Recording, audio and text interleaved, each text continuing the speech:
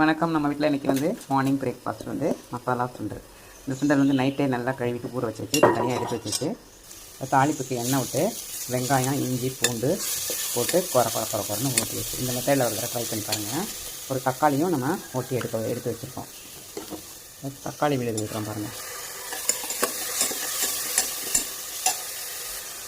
நல்லா பச்சை வடப்போக நல்லா வணக்கி வச்சு உப்பு கொஞ்சம் போட்டுக்குவோம்.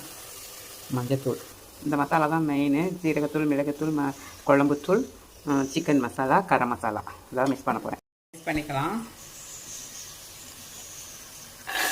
சுண்டல் போட்டுக்குவோம்.